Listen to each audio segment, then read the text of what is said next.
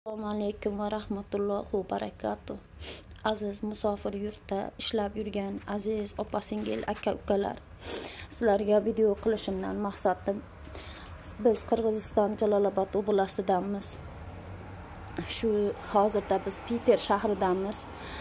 Mani iltimosim shu Nasim Xolibda gruppasidagilar shu gruppalarda tarqatib, Alloh yo'lida shu opamga yordam berishinglarni xohlardim.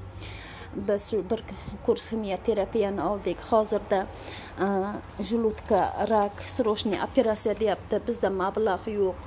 Aziz opa-singil aka-ukalar, imkondan foydalanib shu opamni ham nevaralarining yoniga, vatanimizga sog' salomat qaytishga hissalaringizni qo'shinglar, iltimos.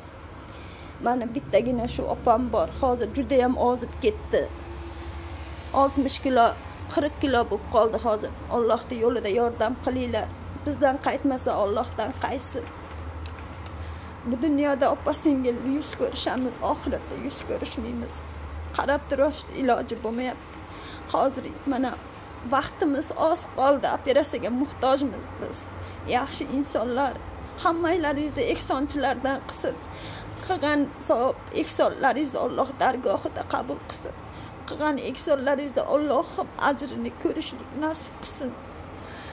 Bizga birni bersanglar, Alloh minglarni bersin. Shu opam hayotga qaytib yashash uchun yordam qilinglar, aziz opa-singil aka-ukalar. Opam hayla yaxshi edi. Vrachlar rak degandan keyin opam o'zini tashlab yubordi. Yordam qilinglar. Bizda hamma qog'ozlari bor. Mana onkologicheskiy dispanserda mana Akbar va Gulmiraxon mana diagnozi rak vernik tretий жлудка deb chiqarib berdi. Mana shu opamga yordam qilinglar. Nasim Xolib gruppasidagilar, Allohim hammalaringizdan rozi bo'lsin.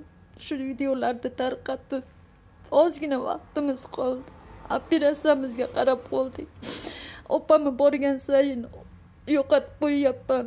Alloh hammalaringizdan rozi bo'lsin. Opamni qaytishiga, yaxshi bo'lib ketishiga Alloh yordam beringlar. Yaxshi insonlar. Bizdan qaytmasa Allohdan qaytsin. Biz ojiza bo'lib qoldik. Ikkalamiz ayol kishi. Hech kimni tanimaymiz bu joylarda. Hech kim og'rimasin bu musofir yurtda. Yordam beringlar, yaxshi insonlar. Bizdan qaytmasa Allohdan qaytsin.